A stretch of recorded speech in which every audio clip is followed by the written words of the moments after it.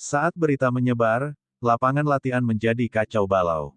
Semua orang sudah tahu kalau batu hitam ini tidak biasa. Itu beberapa kali lebih sulit daripada batu biasa, itu bukanlah tugas yang mudah sama sekali. Semua orang sudah merasa gugup dan mereka merasa tidak percaya ketika mendengar bahwa teknik bela diri tidak diperbolehkan. Bukan hanya murid dalam yang merasa tidak percaya, bahkan dua wakil penguji di samping ketua penguji pun menunjukkan ekspresi terkejut di wajah mereka. Mereka sangat jelas tentang asal-muasal batu hitam itu. Bahkan jika mereka ingin membelah batu itu menjadi dua, mereka harus menggunakan seperempat kekuatan mereka. Ketua pemeriksa memasang ekspresi yang tidak sedap dipandang saat dia berkata dengan suara yang dalam, "Diam. Kami akan melanjutkan pemeriksaan. Jika Anda terus membuat keributan, saya akan menggunakan metode saya sendiri untuk memastikan keheningan." Meski masih ada orang yang tidak puas, tidak ada yang berani menyuarakan perbedaan pendapatnya di bawah kekuasaan ketua pemeriksa. Peserta ujian dengan nomor 2 keluar dengan ekspresi muram. Orang ini sedikit lebih pintar. Setelah dia berjalan mengitari batu hitam itu, dia bertanya kepada ketua pemeriksa, "Bolehkah saya menyentuh batu ini?" Ketua pemeriksa mengangguk. "Bisa, tapi kamu tidak bisa menggunakan esen cemu untuk menipu.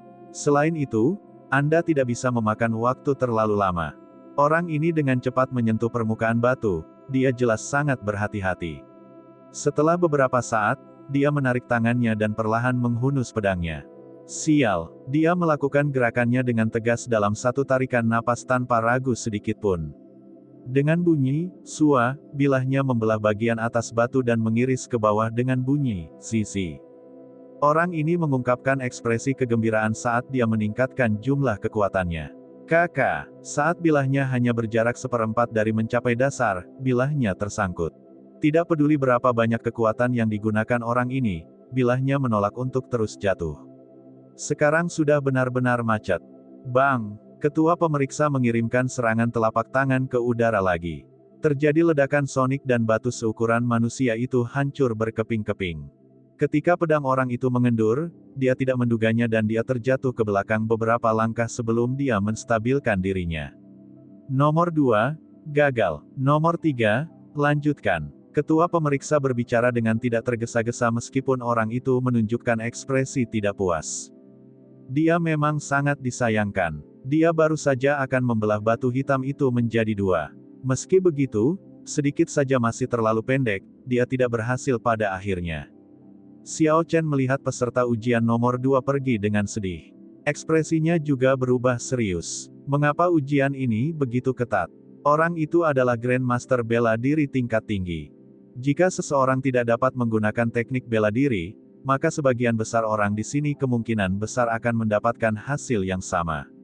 Mereka akan tersingkir pada tahap pertama. Xiao Chen mengalihkan pandangannya ke platform tinggi. Ada seorang lelaki tua yang duduk di tengah. Dia tampak pikun tetapi auranya melonjak. Dari jarak sejauh itu, dia bisa merasakan aura kehidupan yang kuat dan berlarut-larut. Orang ini adalah tetua pertama dari Majelis Tetua Paviliun Pedang Surgawi, Jiang Qi. Dia adalah orang dengan posisi tertinggi di seluruh paviliun Sabat Surgawi. Anak panah tadi dibuang olehnya. Tatapan Xiao Chen dipenuhi keraguan. Apa yang dipikirkan orang tua ini? Tahap pertama sudah sangat sulit, apakah dia mencoba melenyapkan semua orang? Apa yang dipikirkan oleh tetua pertama? Mengapa dia meningkatkan kesulitannya begitu banyak? Pemimpin puncak Wanren merasa curiga ketika dia berbicara di sisi lain platform tinggi itu.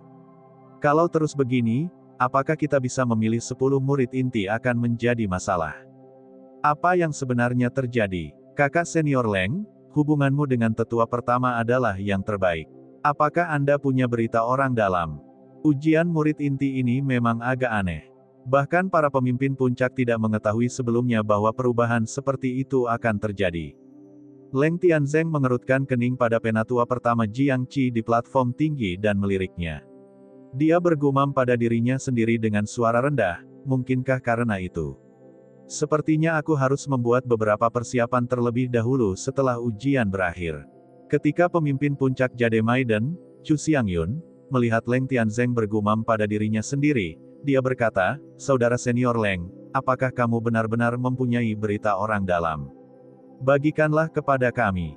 Leng Tianzeng tersenyum malu dan menggelengkan kepalanya. Jangan terlalu memikirkan hal ini. Informasi orang dalam seperti apa yang mungkin saya miliki. Teruslah menonton. Semua orang jelas tidak mempercayainya, tetapi karena Leng Tianzeng tidak mau berbicara, mereka tidak dapat memaksakan masalah tersebut. Semua orang di sini memiliki status yang sama, mereka pasti tidak bisa memaksa satu sama lain untuk melakukan apapun. Wajah cantik Liu Ruyue juga dipenuhi kecurigaan, dia tidak yakin apa yang terjadi. Dia melihat ke kejauhan dan memperhatikan Xiao Chen, yang berada di tempat latihan. Dia bergumam pada dirinya sendiri, semoga tidak terjadi apa-apa. Matahari yang terik sudah tinggi di langit. Kadang-kadang, terdengar suara palu dari tempat latihan. Tahap pertama telah berlangsung selama beberapa waktu. Namun, jumlah orang yang lolos sejauh ini hanya 10 orang.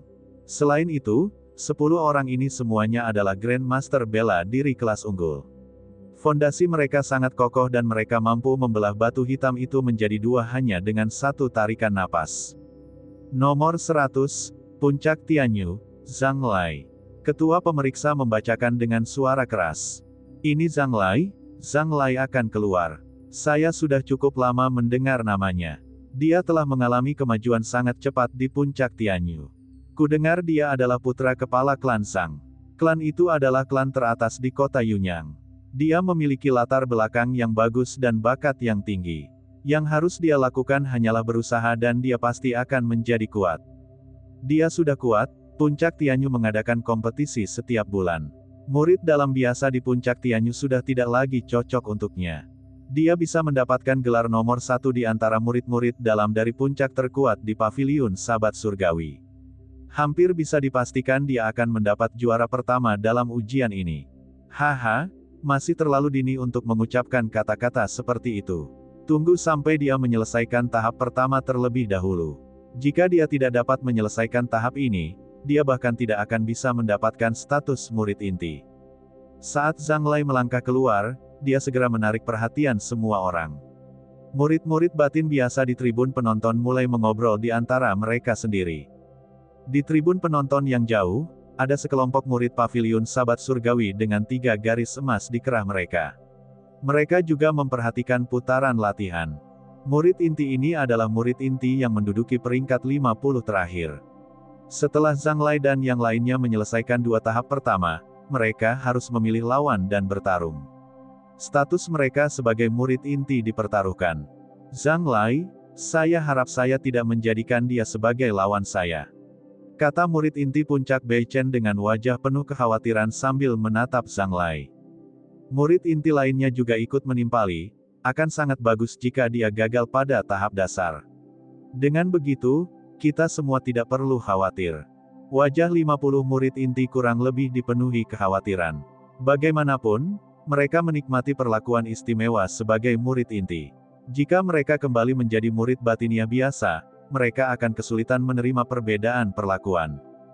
Hanya ada satu orang dengan ekspresi tenang. Matanya terpejam saat tangannya memegang pedang, memeluknya. Dia benar-benar mengabaikan suara di sekelilingnya, seolah-olah itu tidak ada hubungannya dengan dia. Dia sangat tenang dan tenang. Zhang Lai perlahan berjalan menuju batu hitam. Auranya telah sepenuhnya ditarik, sepenuhnya terkandung tanpa ada yang dilepaskan. Tatapannya sangat tenang. Setelah beberapa saat, auranya tiba-tiba menjadi tajam. Kilatan muncul di matanya, seolah-olah pedang tajam dicabut dari sarungnya, memperlihatkan ujung tajamnya. Kakak, batu hitam di depan Zhang Lai tiba-tiba meledak dan berubah menjadi pecahan yang tak terhitung jumlahnya yang terbang di udara. Zhang Lai melambaikan tangannya, dengan santai mengirimkan angin dari telapak tangannya. Angin kencang bertiup di depannya. Pecahan-pecahan yang terbang ke arahnya segera jatuh ke tanah. Apa yang sedang terjadi? Bagaimana batu itu bisa pecah? Peserta lain dalam ujian murid inti semuanya sangat terkejut. Mereka tidak melihat Zhang Lai bergerak. Mata Xiao Chen juga dipenuhi dengan keterkejutan. Apa yang sedang terjadi? Dia sangat yakin bahwa Zhang Lai tidak menghunus pedangnya sama sekali. Namun, batu yang kokoh itu telah hancur. Niat sabre. Tiba-tiba, 2 kata ini muncul di benak Xiao Chen. Ini jelas merupakan salah satu kondisi pedang. Lebih jauh lagi, Zhang Lai telah memahami niat pedangnya menuju kesempurnaan kecil. Selamat, kakak senior Leng. Anda menerima murid luar biasa lainnya. Dia mampu memahami inten pedangnya sendiri di usia yang begitu muda. Masa depannya tidak terbatas. Puncak Tianyu penuh dengan bakat. Sungguh patut ditiru. Niat sabre kesempurnaan kecil, Paviliun Sabre Surgawi tidak memiliki kejeniusan seperti ini selama beberapa ratus tahun terakhir. Senyuman lembut muncul di wajah Leng Tianzeng saat dia membalas guru puncak lainnya. Namun, dia merasa bingung. Dia tahu tentang Zhang Lai yang memahami maksud pedang.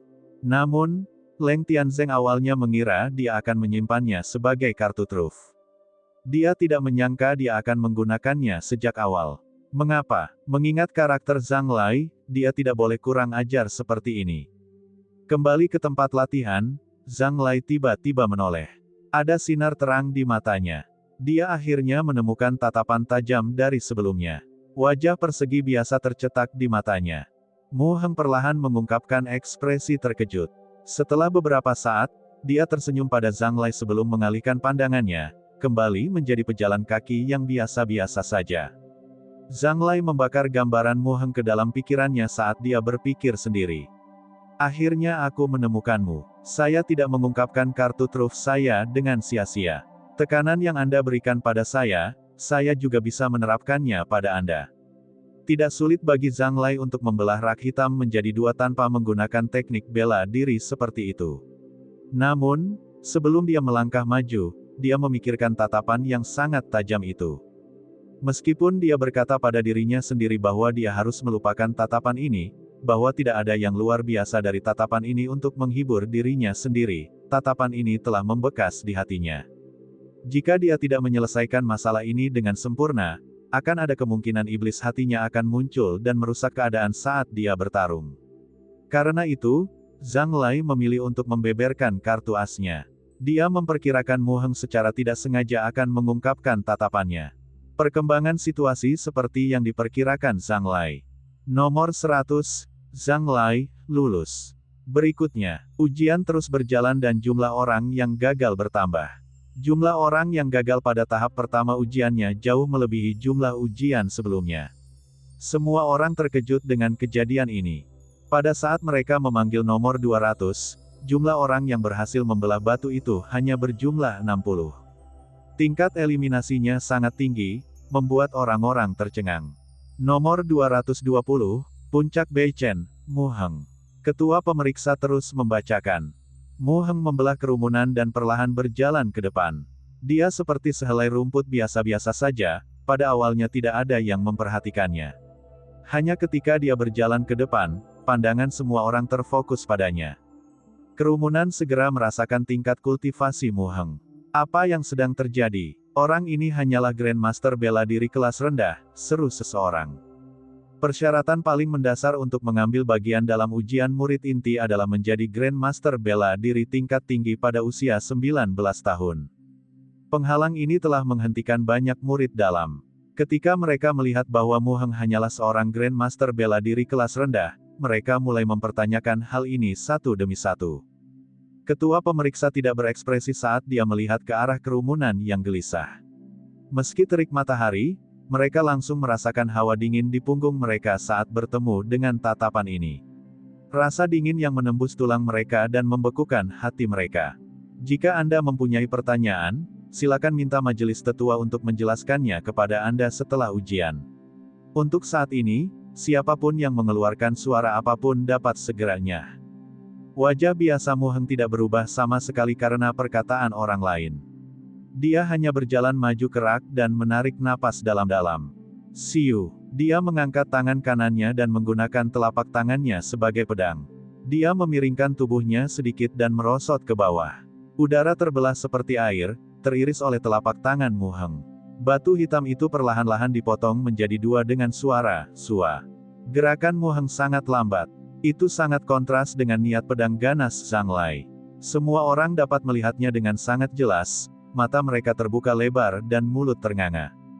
Ketika Grandmaster bela diri tingkat tinggi menggunakan pedang-pedang dan memukulnya dengan seluruh kekuatannya, masih sulit bagi mereka untuk membelah batu hitam misterius itu. Memikirkan bahwa Grandmaster bela diri kelas rendah membelahnya dengan mudah, itu di luar dugaan semua orang. Kerumunan yang awalnya menolak partisipasi Mu Heng kini benar-benar terdiam. Hanya keterkejutan yang tersisa di hati mereka. Mu Heng menarik tangannya. Ada retakan halus di tengah batu hitam itu. Jika tidak diperhatikan dengan seksama, mereka tidak akan menyadari bahwa batu tersebut telah terbelah menjadi dua. Bang! Ketua pemeriksa melancarkan serangan telapak tangan lagi dan menghancurkan batu itu. Dia berkata, nomor 220, Puncak Beiceng, Mu Heng, lewat. Mu Heng membalas tatapan Zhang Lai padanya. Dia tersenyum dengan tenang dan pergi. Xiao Chen memandang Mu Heng, dia tenggelam dalam pikirannya. Ini adalah pertama kalinya dia melihat seseorang melatih tubuhnya hingga tingkat yang kuat. Kekuatan Mu Heng mungkin tidak bisa dibandingkan dengan Xiao Chen, tetapi penggunaan kekuatan fisiknya jauh lebih hebat. Bagi Xiao Chen, tidak menjadi masalah baginya untuk menghancurkan salah satu batu hitam ini dengan serangan berkekuatan penuh sebesar 6.000 kg. Namun, jika dia ingin melakukannya seperti Mu Heng, mengendalikan dan memfokuskan kekuatannya ke titik seperti pedang, itu mustahil. Tidak masalah, budidaya tubuh fisik memiliki banyak metode, sama seperti teknik bela diri. Saya hanya membuat gunung dari sarang tikus mondok. Xiao Chen tersenyum tipis setelah dia memikirkan semuanya. Nomor 240, Puncak King Yun, Ye Chen.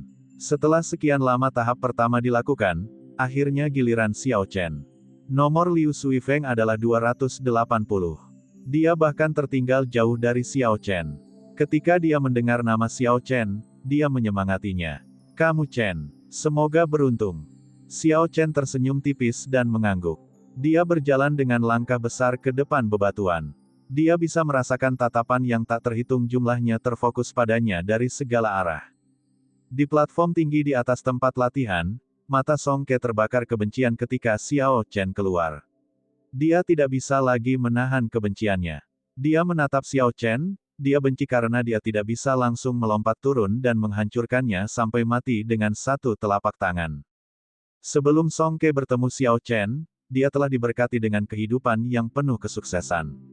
Setelah mereka bertemu, hidupnya mulai berubah tragis. Dia awalnya adalah Raja Bela Diri Puncak, selangkah lagi untuk menjadi Raja Bela Diri termuda dalam sejarah Paviliun Sabat Surgawi. Namun, dia sekarang telah kehilangan lengannya dan karena iblis hatinya dia kehilangan harapannya untuk maju ke Martial Monarch. Kekuatannya menurun secara signifikan, menjadi lelucon bagi orang lain. Jika beberapa orang besar di Paviliun Pedang Surgawi tidak melindungi Ye Chen, dia pasti sudah mencari kesempatan untuk membunuh Xiao Chen. Sungguh penuh kebencian. Dia adalah orang yang tidak penting namun dia memiliki banyak kontak. Song Ke mengepalkan tangannya yang tersisa sambil berpikir dengan penuh kebencian. Song Ke menoleh untuk melihat Liu Ruyue yang diam. Dia berkata dengan sinis, Tuan Puncak Liu, murid kecilmu telah keluar. Saya ingin tahu apakah penampilannya akan melebihi Sang Lai. Pasti ada kejutan menyenangkan yang akan datang. Liu Ruyue menerimanya dengan santai dan tersenyum. Dia menoleh dan berkata, tidak peduli seberapa besar kejutan menyenangkannya, itu tidak akan lebih besar dari kehilangan lengan. Warna kulit Song Ke berubah. Dia menekan kemarahan di dalam hatinya saat dia berkata, bocah kecil itu sebaiknya tidak membiarkan saya mengetahui titik lemahnya. Jika tidak, saya akan memastikan dia menjalani kehidupan yang lebih buruk daripada kematian. Liu Ruyue tersenyum acuh tak acuh. Apakah murid saya akan menjalani kehidupan yang lebih buruk daripada kematian? Saya tidak tahu. Namun, yang saya tahu adalah Anda saat ini menjalani kehidupan yang lebih buruk daripada kematian. Benarkan, dasar bajingan tua. Di akhir kata-katanya, senyuman Liu Ruyue tiba-tiba menghilang saat dia mengumpat dengan kejam. Dia tidak bisa lagi menahan ejekan Song Ke yang tidak pernah berakhir. Bang, kamu gadis bodoh, siapa yang kamu panggil tua? Song Ke membenturkan telapak tangannya ke atas meja, matanya terbakar amarah. Liu Ruyue tidak takut, ekspresi dingin menutupi wajah cantiknya. Aku menyebutmu tua, apa yang salah dengan itu? Apakah kamu ingin bertarung? Saya tidak keberatan memberi Anda pelajaran tentang bagaimana menjadi manusia. Bakat Liu Ruyue awalnya sangat mengejutkan. Setelah dia benar-benar menyerap esensi vitalitas langit dan bumi dan mengonsumsi bunga cahaya yang mengalir, kekuatannya sekarang sangat dekat dengan kekuatan Raja Bela Diri. Dia tidak takut pada Song Ke yang bertangan satu. Kalian berdua, berhentilah bertengkar. Bertarung di depan majelis tetua tidak akan baik bagimu. Ketika Pikmaster lainnya melihat suasana menjadi lebih tegang, mereka segera menyarankan mereka untuk berhenti. Leng Tianzeng menatap Song Ke sambil berkata, "Adik Song, kamu sudah sangat tua, jangan bertengkar dengan generasi muda. Lebih pengertian. Jika lengan Anda patah, mari kita lihat apakah Anda akan mengatakan hal yang sama." Song Ke sangat marah hingga dia gemetar. Namun, dia tidak berani marah di depan Leng Tianzeng karena dia belum punya nyali untuk melakukannya. Perselisihan perlahan mereda setelah saran semua orang. Di dalam dan di luar tempat latihan, murid-murid dalam biasa di tribun penonton dan peserta ujian sekte dalam di tempat latihan semuanya menatap Xiao Chen. Dari segi reputasi, yang paling banyak dibicarakan adalah Xiao Chen. Tidak lama setelah dia tiba di paviliun pedang surgawi, dia memerankan Raja Bela Diri Puncak Biyun, Song Ke, sebagai orang bodoh. Kemudian, dia melukai begitu banyak murid dalam puncak Wanren di depan begitu banyak orang. Dia bahkan mengalahkan murid inti Yang Qi. Setelah itu, dia terdiam beberapa saat. Namun, setelah dia keluar, dia menjadi lebih menonjol. Dia secara ajaib menyelesaikan misi sekte tingkat tinggi dan memperoleh evaluasi yang luar biasa, sehingga peringkatnya naik 500 dalam sekali jalan. Ketika murid inti terkuat kedua dari puncak Wanren, Lin Feng, ingin mendapatkan kembali kehormatan mereka, dia dikalahkan oleh Ye Chen dengan satu pukulan, mengubahnya menjadi lelucon. Semua hal ini terdengar keterlaluan. Tidak ada yang percaya bahwa dia hanyalah seorang Grand Master bela diri. Ada juga rumor lain. Setiap kali dia bergerak, dia memainkan beberapa trik, bertentangan dengan moral seorang kultivator. Rumor ini lebih bisa dipercaya oleh orang banyak dibandingkan desas-desus sebelumnya. Sekarang, ada kesempatan bagus untuk melihat Xiao Chen bergerak secara pribadi di depan semua orang. Momen ini akan membuktikan keaslian rumor tersebut. Zhang Lai dan Mu Heng telah melewati tahap pertama, juga memandang Xiao Chen, penuh rasa ingin tahu. Meskipun mereka berlatih di gunung, mereka juga mendengar beberapa rumor tentang Xiao Chen. Namun, keduanya adalah orang yang sangat sombong. Mereka tidak akan mempercayai rumor tersebut, terutama Zhang Lai, dia bahkan menganggapnya bodoh. Saya akan memberitahu Anda bahwa ketika saya merebut tempat Anda, itu adalah hal yang logis. Hanya orang yang benar-benar kuat yang dapat menerima perlakuan terbaik. Ini adalah prinsip yang tidak berubah sejak zaman dahulu kala. Zhang Lai menggenggam pedangnya erat-erat saat kilatan cahaya melintas di matanya.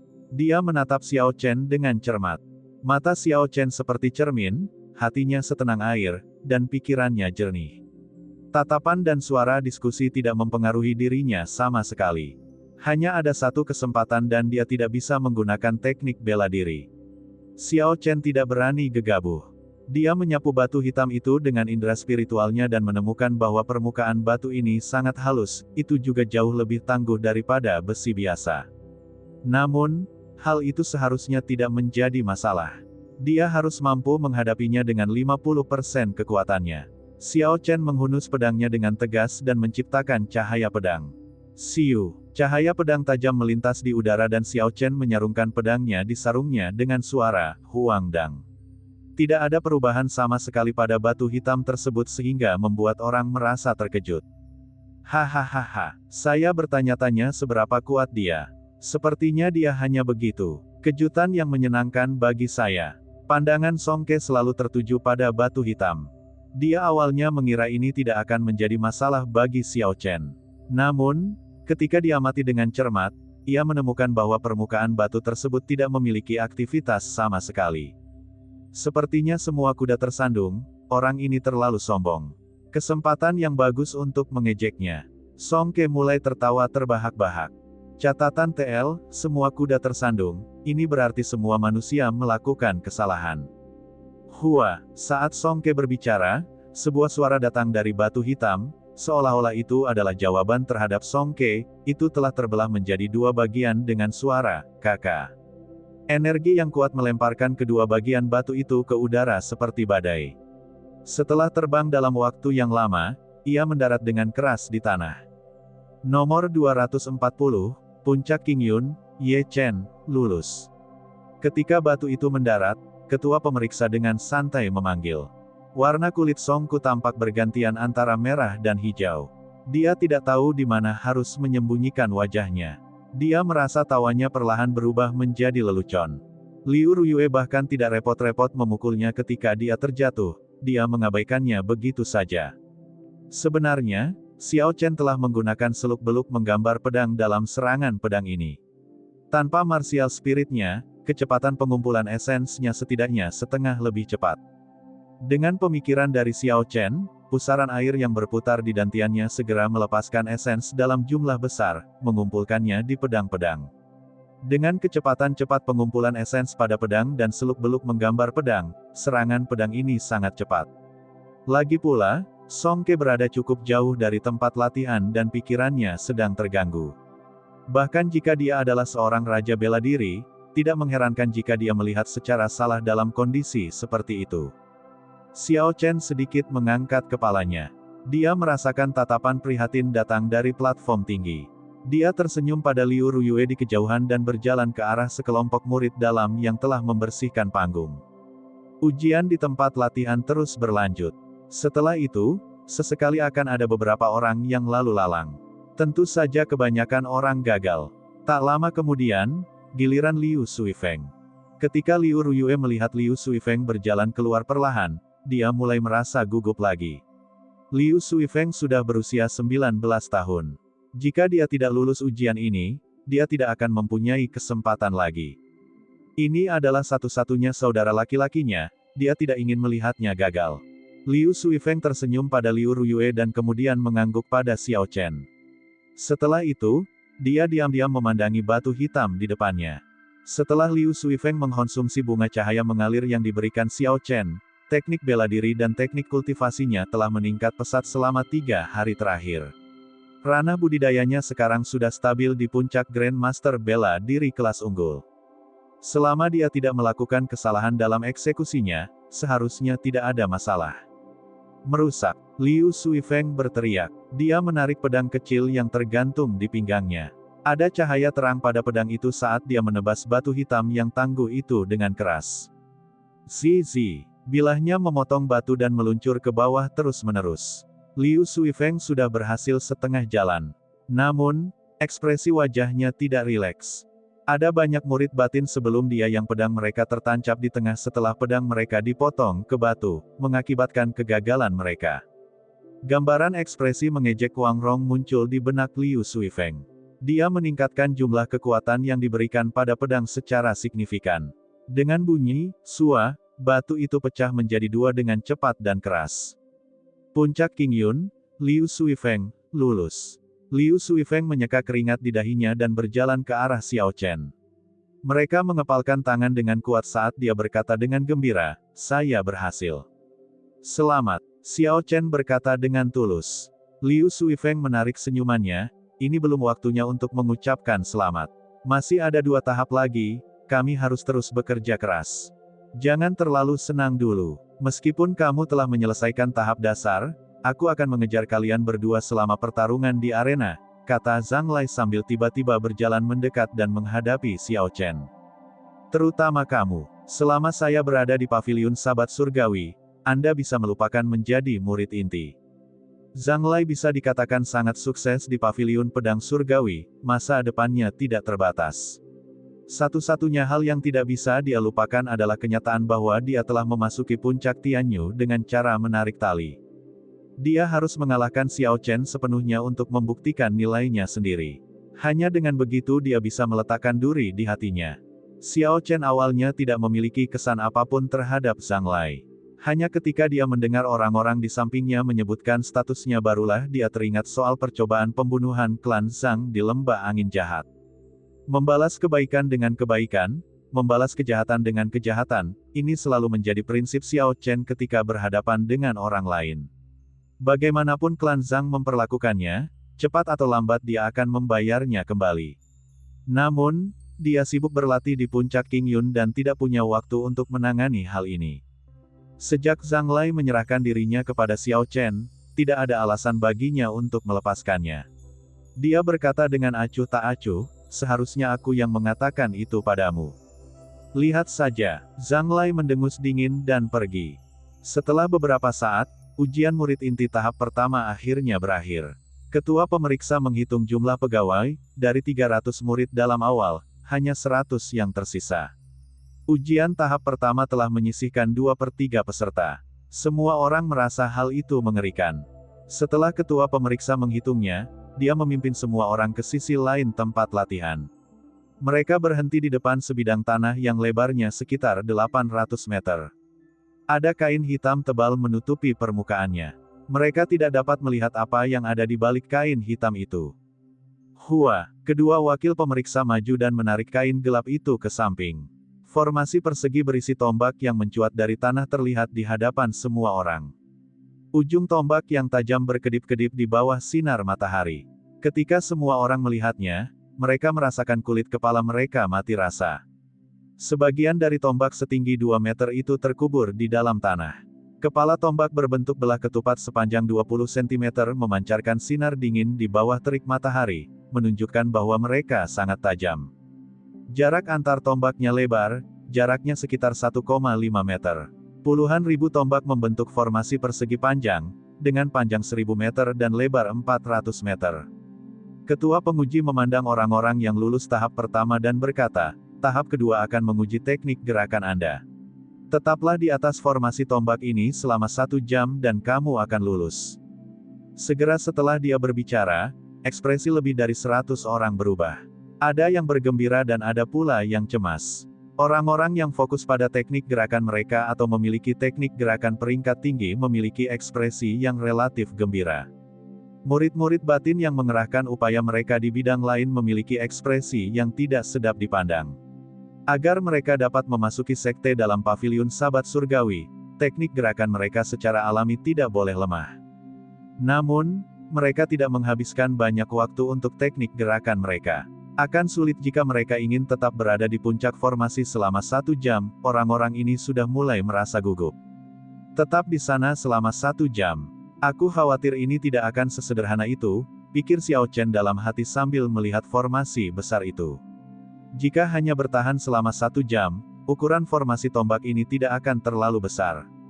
Terlebih lagi, meskipun akan sulit untuk bertahan selama 1 jam, tanpa campur tangan pihak luar, sebagian besar orang yang hadir seharusnya dapat menyelesaikan tahap ini. Langkah kaki terdengar. Ada beberapa tetua wanita Jade Maiden Peak berpakaian putih berjalan dengan cepat. Mereka dibagi menjadi kelompok-kelompok yang terdiri dari 3 orang, masing-masing kelompok menuju ke 4 penjuru formasi tombak. Setelah ketua penguji melihat sekelompok orang ini, dia berkata, setelah kamu mendarat di tanah, kamu telah gagal. Selain itu, tidak ada aturan. Waktumu dimulai sekarang. Kamu. Ada banyak sosok manusia yang lewat, semua orang melompat ke atas dengan cepat. Xiao Chen melompat dengan lembut dan menemukan tempat pendaratan yang bagus sebelum mengeksekusi Azure Dragon Cloud Soaring Art. Dia menjadi seperti naga banjir saat dia bergerak berputar-putar dan mendarat dengan kokoh. Ada tangisan yang menyedihkan. Seorang murid batiniah tidak mengendalikan kekuatannya dengan baik dan ujung tombak yang tajam menembus sepatunya. Hal ini menyebabkan dia kehilangan keseimbangan dan langsung terjatuh. Para tetua puncak Jade Maiden yang berjaga di samping segera pindah ke tempat orang ini mendarat dan membawanya keluar dari formasi tombak.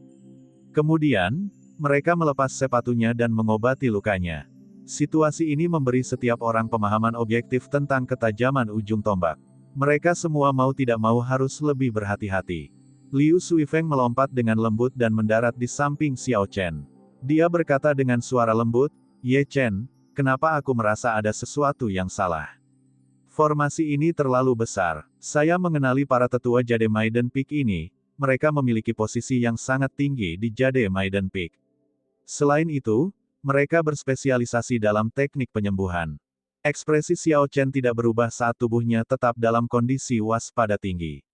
Dia berkata dengan suara rendah, "Kami akan beradaptasi dengan perubahan. Tahap kedua jelas tidak sesederhana ini." Xiao Chen berpikir lebih dalam daripada Liu Suifeng. Kata-kata terakhir dari ketua penguji juga menarik perhatiannya. Apakah yang disebut, tidak ada aturan, berarti mereka bisa menyerang orang lain sesuka mereka. Meski dia tidak mengambil sikap agresif seperti itu, lebih baik bersiap dan waspada.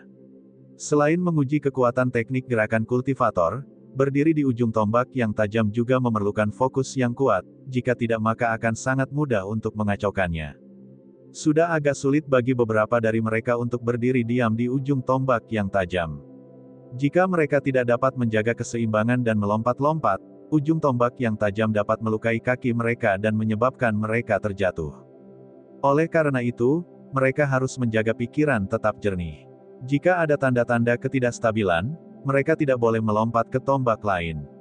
Mereka harus menenangkan diri dan mendapatkan kembali keseimbangan.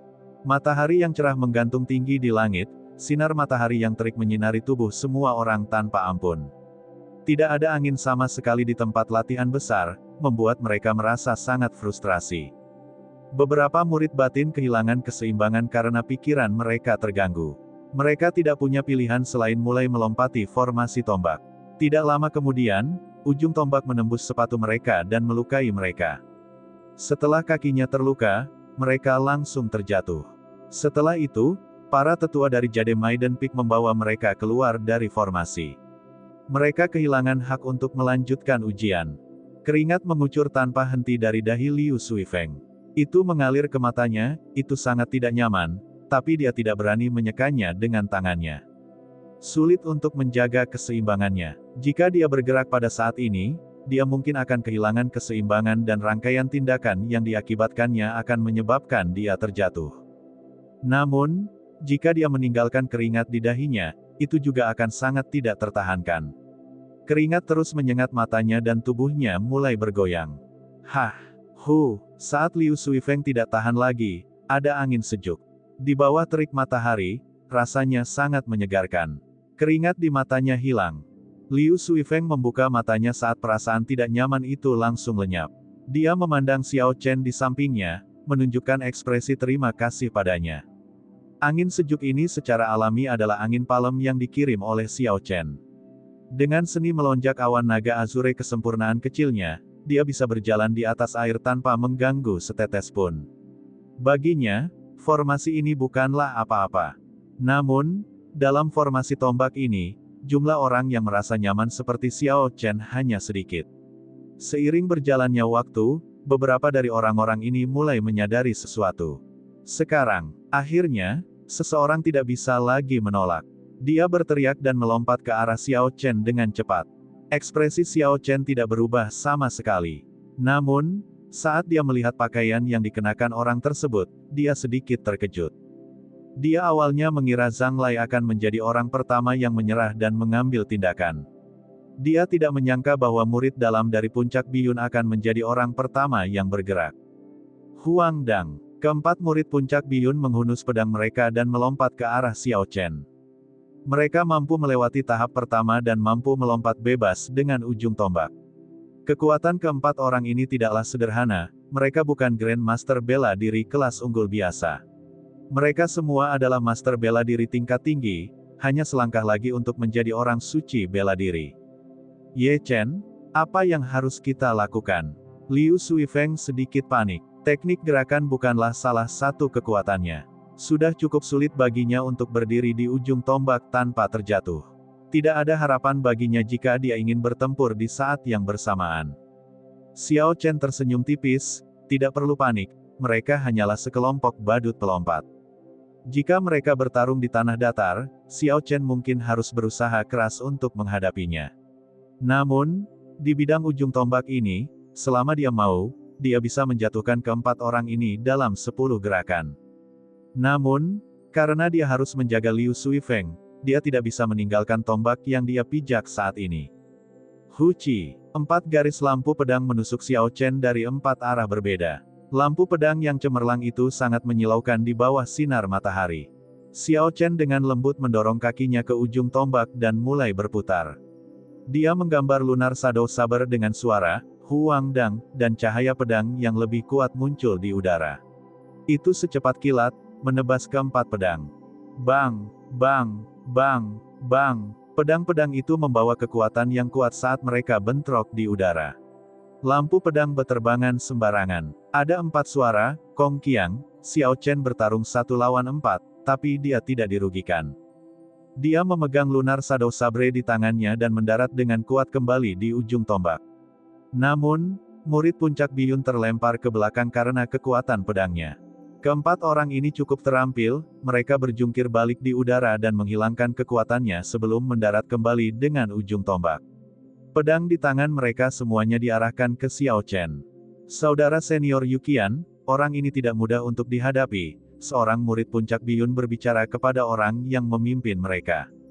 Ekspresi Yuqian menjadi serius dan dia berkata, tidak perlu khawatir. Peak Master telah mengatakan, selama kita bisa membuat orang ini gagal dalam ujian inti, dia akan memberi kita masing-masing 1000 batu roh kelas rendah. Dengan 1000 batu roh kelas rendah ini, itu tidak akan menjadi masalah bahkan jika kita gagal dalam ujian murid inti. Batu roh akan cukup untuk budidaya kita. Selanjutnya, kami masih memiliki peluang lain tahun depan. Tidak perlu khawatir sama sekali. Jika harus, kita akan gagal bersamanya. Ketika orang lain mendengarnya, dia menatap Xiao Chen dengan sengaja dan berkata, itu benar. 1000 batu roh kelas rendah sudah cukup bagiku untuk menerobos ke Martial Saint. Akan mudah untuk lulus ujian murid inti tahun depan. Keduanya mengobrol di depan Xiao Chen, seolah dia tidak hadir.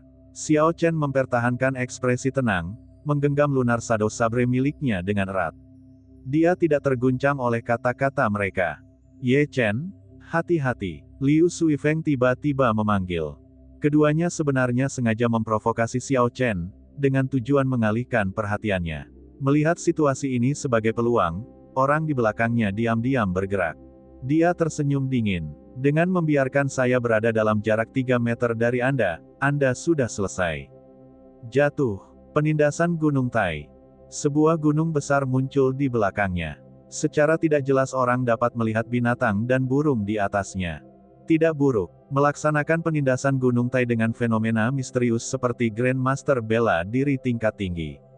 Hanya mempertimbangkan fenomena misterius saja, dia sudah setara dengan Song Ke saat itu. Sudut bibir Xiao Chen melengkung menjadi senyuman tipis. Hatinya sangat tenang saat dia mengevaluasi teknik bela diri ini. Sense spiritualnya meluas sekitar 500 meter di sekelilingnya. Semua pergerakan keempat murid puncak biyun berada dalam genggamannya. Tidak ada pembukaan sama sekali. Fenomena misterius itu cukup bagus. Sayangnya, teknik bela diri yang kuat membutuhkan kekuatan yang besar sebagai fondasinya. Hanya dengan cara itulah ia dapat memunculkan kekuatan yang sesungguhnya. Jika tidak, itu hanya akan menjadi dangkal. Seni memahat tubuh naga dan harimau beredar dengan cepat. Tulang-tulang Xiao Chen terus-menerus retak. Dia menempatkan Lunar Shadow Sabre ke dalam cincin semesta dan mengepalkan tangan kanannya. Dia bisa merasakan energi tak terbatas di tubuhnya saat dia berbalik dan menyerang. Gambar besar seekor harimau muncul di belakang Xiao Chen. Harimau itu meraung keras dan aura Xiao Chen langsung naik ke puncaknya, seolah-olah dia menjadi raja binatang buas. Bang! Gunung itu hancur hanya dengan satu pukulan. Begitu fenomena misterius itu terpecahkan, orang yang menyerang Xiao Chen secara diam-diam memuntahkan seteguk darah. Kulitnya menjadi pucat, seolah kehabisan darah. Tubuhnya bergoyang seperti layang-layang yang talinya putus saat jatuh dari langit. Saat dia hendak ditusuk tombak, sesosok tubuh putih terbang keluar dan menangkapnya. Dan kemudian, dia mendarat di luar formasi. Seni memahat tubuh naga dan harimau bersama dengan harimau sengit meninggalkan pegunungan sudah cukup untuk mengumpulkan seluruh kekuatan fisik dan esensi Xiao Chen. Hanya kekuatan fisiknya saja yang memberinya kekuatan 6000 kg. Ini tidak kalah dengan esens yang melimpah dari Saint Martial kelas rendah, yang memiliki kekuatan 5000 kg. Saat membandingkan keduanya, tinju Xiao Chen sekarang berisi total kekuatan lebih dari 10.000 kg. Dengan kekuatan yang begitu mengerikan, apa yang disebut penindasan Gunung Tai hanyalah sebuah lelucon. Orang suci bela diri kelas rendah biasa tidak akan berani menerima pukulan ini. Tidak, kakak muda Yao. Aku akan membunuhmu. Memotong gunung membelah bumi. Potongan silang pemisah awan. Membalikkan awan menghancurkan lautan. Ketika mereka melihat serangan diam-diam kakak muda Yao mereka gagal dan dia terluka parah setelah fenomena misteriusnya. 3 orang yang tersisa kehilangan alasan dan dengan panik menyerbu ke arah Xiao Chen. Segala macam gerakan pembunuhan dilakukan, semuanya dicampur menjadi satu. 3 Grandmaster bela diri kelas unggul puncak semuanya telah melakukan gerakan membunuh mereka, tentu saja, kekuatan mereka tidak bisa diremehkan. Udara yang semula panas kini menjadi menyesakkan. Xiao Chen tersenyum tipis dan menggerakkan tangan kirinya ke posisi naga dan tangan kanannya ke posisi harimau. Kemudian, dia menyilangkan lengannya dan kedua binatang itu bergabung ke dalam dirinya. Seekor naga banjir dan harimau ganas kini bergerak mengelilingi tubuhnya. Ketika Xiao Chen mengedarkan seni memahat tubuh naga dan harimau pada saat yang sama, cahaya keemasan segera mengelilingi tubuhnya, itu tampak sangat mengesankan. Energi tanpa batas mulai menumpuk di dalam dirinya. Kekuatan harimau dan naga terus mengalir tanpa dilepaskan. Naga tersembunyi harimau berjongkok, mengaum dengan keras, tidak pernah takut pada gunung dan sungai. Bang, bang, bang, tepat sebelum 3 gerakan pembunuhan mendarat di Xiao Chen, mereka dengan keras menabrak penghalang tak berbentuk, tidak dapat melanjutkan lebih jauh. Meledak. Xiao Chen berteriak dan energi yang dia simpan meletus seperti gunung berapi yang memuntahkan. Harimau dan naga itu meraung dan riak yang tak terhitung jumlahnya terbentuk di udara, seolah-olah di permukaan air. Menghadapi aliran energi yang terus-menerus ini, 3 orang yang tersisa tidak memiliki cara untuk melawan dan terlempar ke belakang. Selama periode waktu ini, Xiao Chen telah mengembangkan lapisan keempat seni memahat tubuh naga dan harimau hingga kesempurnaan kecil sehingga dia sekarang dapat mengeluarkan sebagian energinya. Ketika dia mencapai kesempurnaan luar biasa, dia akan mampu mengeluarkan semua energinya, membuat Dragon Hisses Tiger Roars semakin mengerikan. Mu Heng, yang matanya terpejam dan berdiri tegak seperti pohon pinus di musim dingin, tiba-tiba membuka matanya, cahaya aneh bersinar di kedalamannya.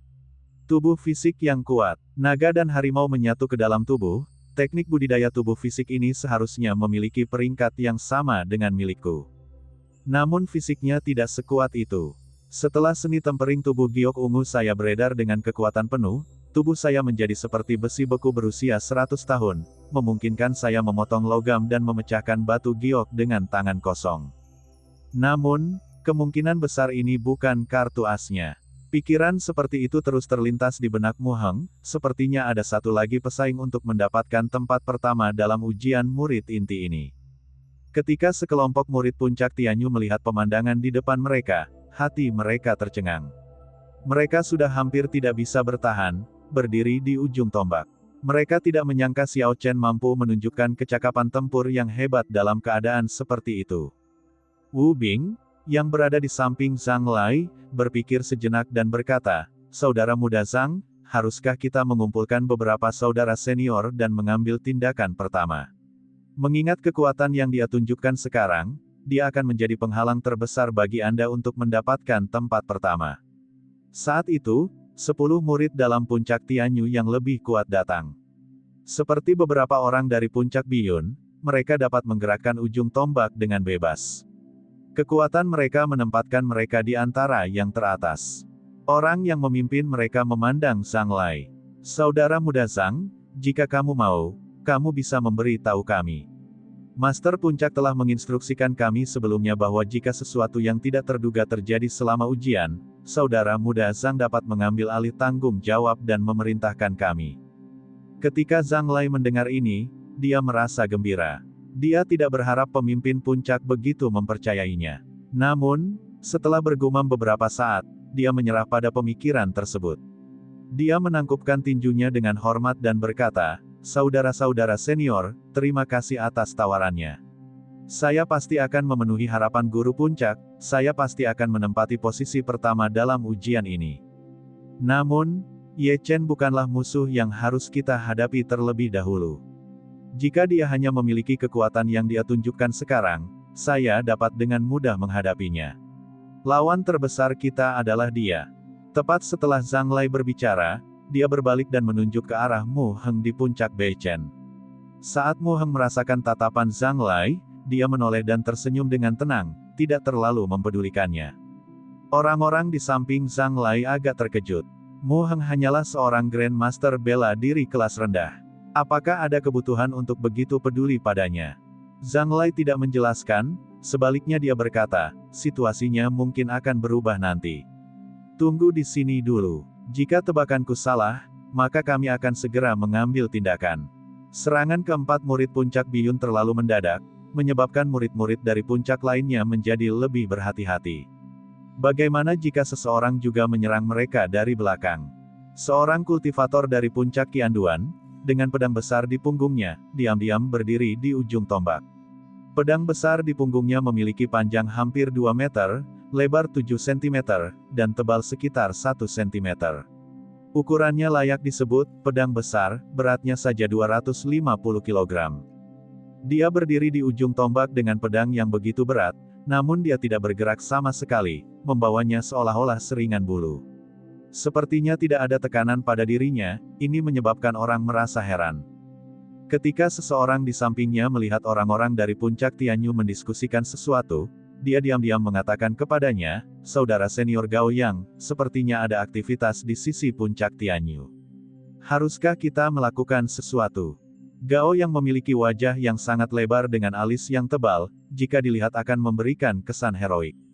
Dia melirik sekelompok orang dari puncak Tianyu dan berkata dengan acuh tak acuh, "Kami akan menonton dengan tenang dan bertindak sesuai situasi. Tidak ada keuntungan bagi kami, murid-murid puncak Qianduan, untuk bertarung di atas ujung tombak." Kata-kata serupa diucapkan oleh murid-murid dari puncak lainnya. Setiap puncak memiliki setidaknya satu murid yang sombong. Meskipun mereka tidak sekuat Zhang Lai dan yang lainnya, mereka menonjol di antara kelompok. Semua orang mendiskusikan tindakan pencegahan untuk mencegah hal yang tidak terduga, untuk mencegah seseorang menyerang mereka secara diam-diam. Liu Suifeng menyaksikan Xiao Chen dengan mudah menghadapi 4 murid puncak biyun yang menyerangnya. Dia tidak bisa menahan perasaan sedih. Mereka berdua adalah master bela diri tingkat tinggi, namun ada perbedaan besar dalam kekuatan mereka.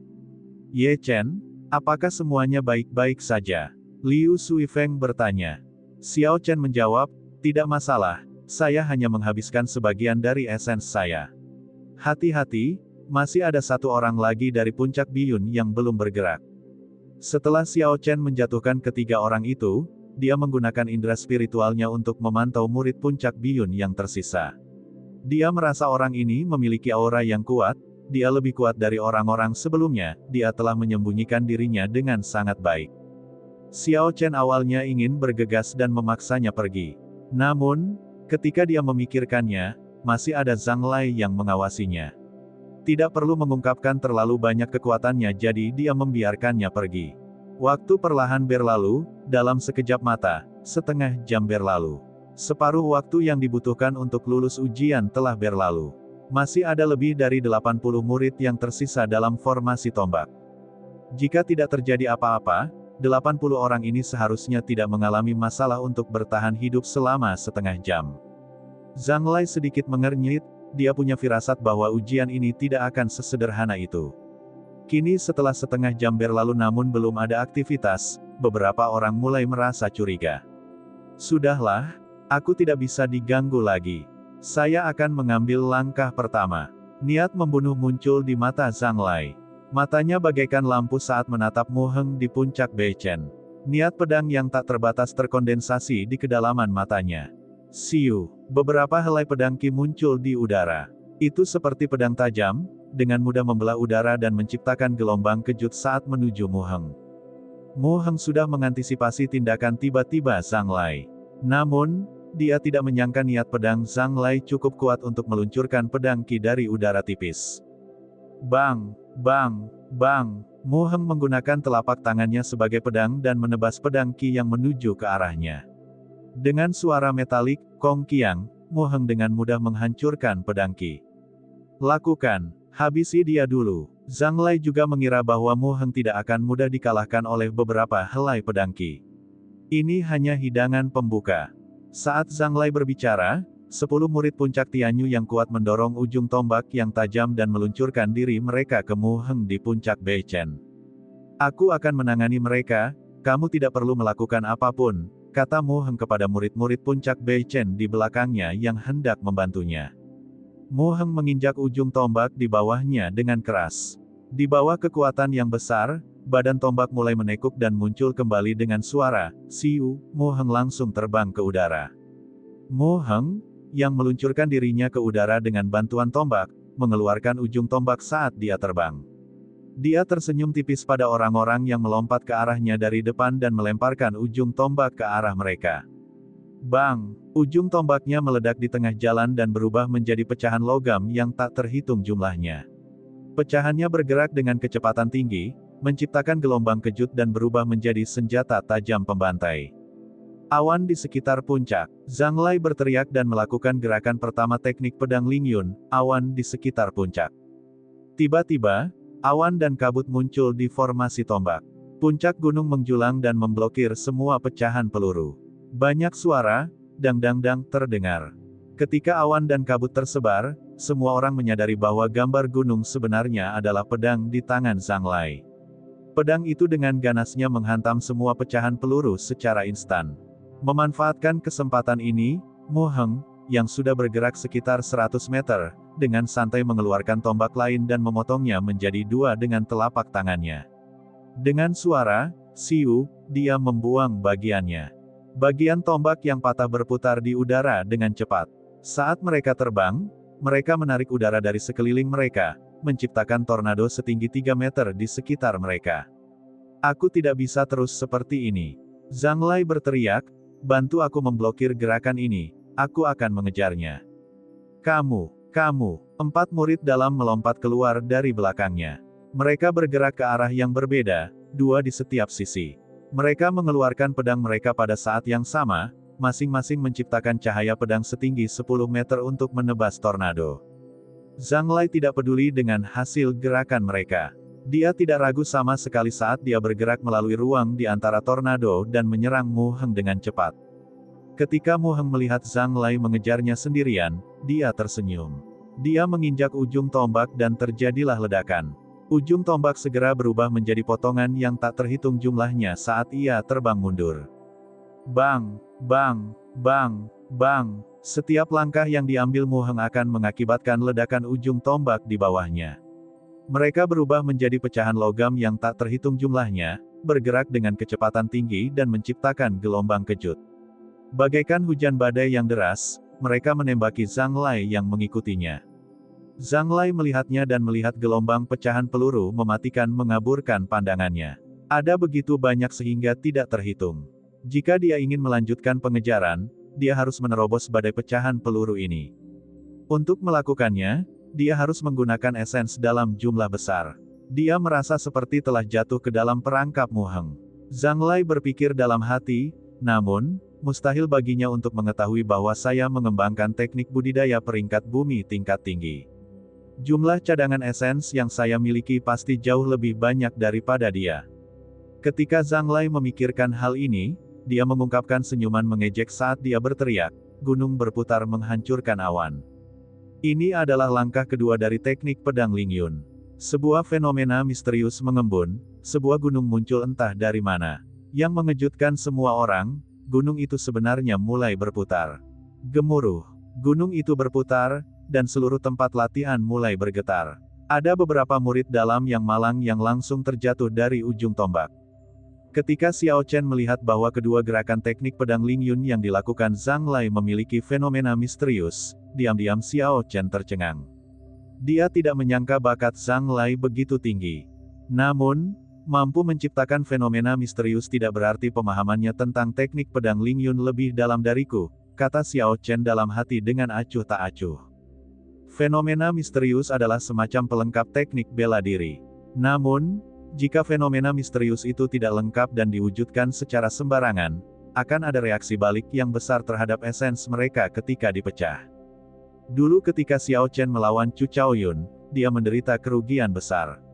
Lawannya hanya menggunakan setengah gerakan untuk menghancurkan fenomena misterius Moon Bright Like Fire miliknya. Hal ini mengakibatkan serangan balik terhadap esensnya, dan dia benar-benar kehilangan kemampuan bertarungnya. Oleh karena itu, Xiao Chen selalu sangat berhati-hati dalam menggunakan fenomena misterius setelah itu. Ada dua cara untuk menghancurkan fenomena misterius. Yang pertama adalah menemukan titik lemah dari fenomena misterius itu, seperti yang dilakukan Chu Chaoyun saat itu.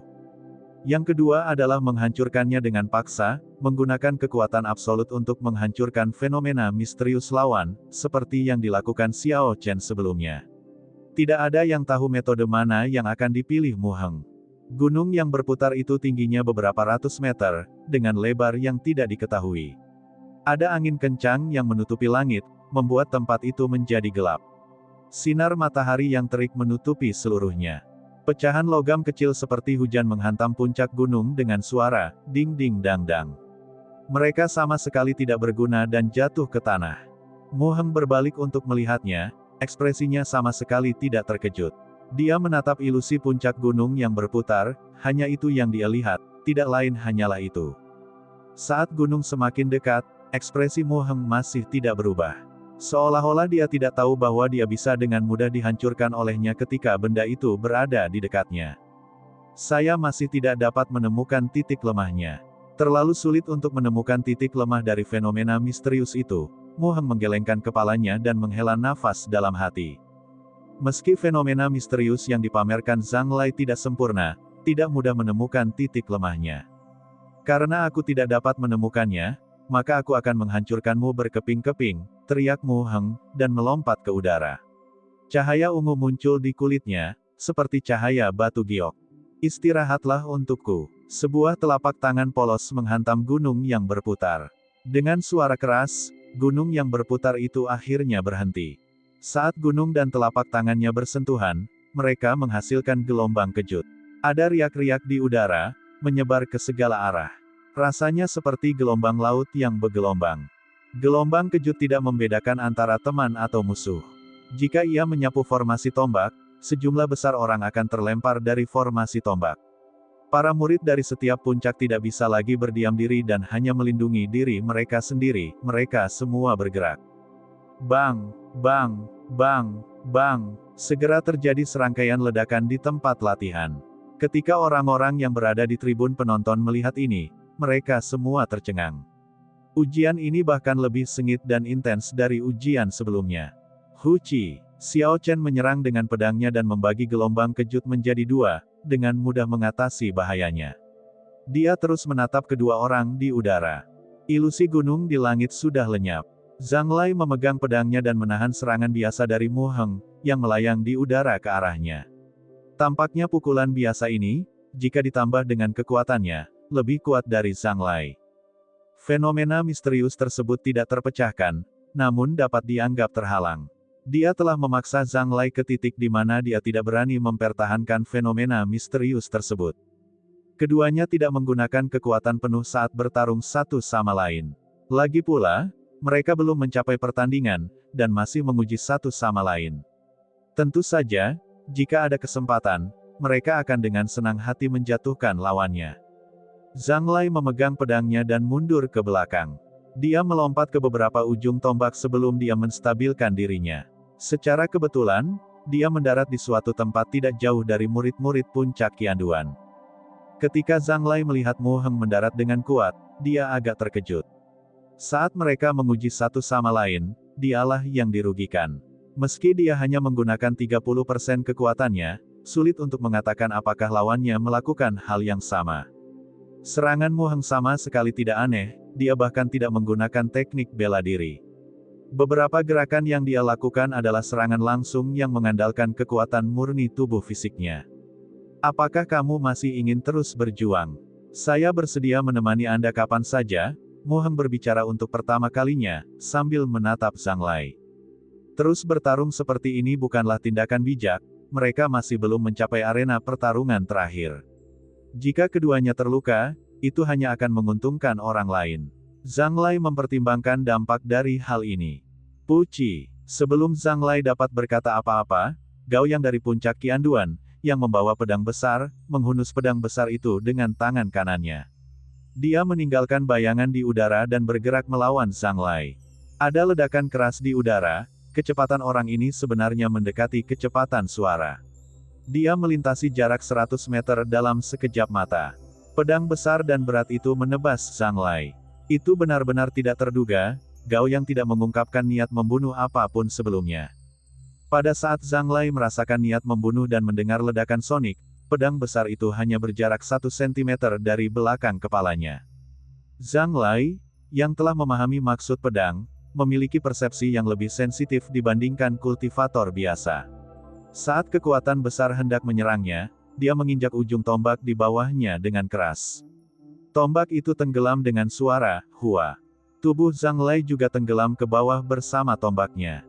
Rambutnya yang berkibar-kibar dipotong oleh pedang.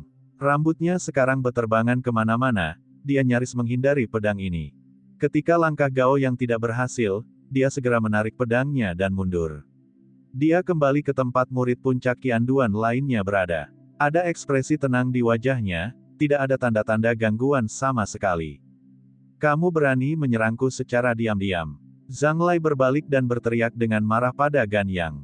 Saudara muda Zhang, kamu baik-baik saja? Wu Bing bertanya dengan cemas setelah dia memimpin murid puncak Tianyu lainnya dengan cepat.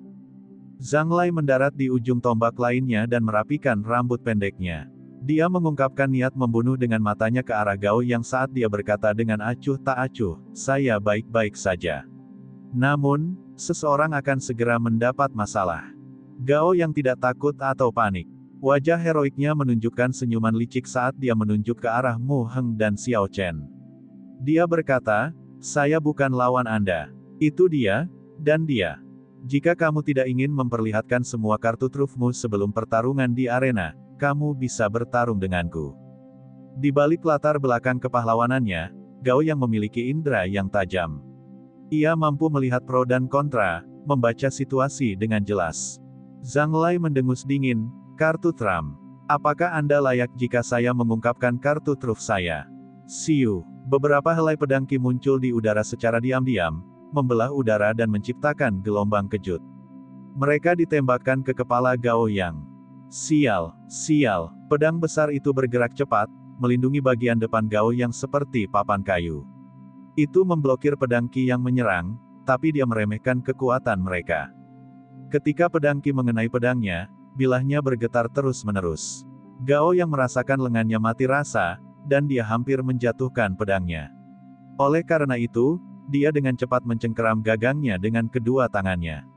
Ketika Zhang Lai melihat situasinya, dia tertawa dingin, dengan kekuatan yang sangat kecil, kamu berani mengatakan kamu akan mengungkap kartu asku. Kamu melebih-lebihkan dirimu sendiri.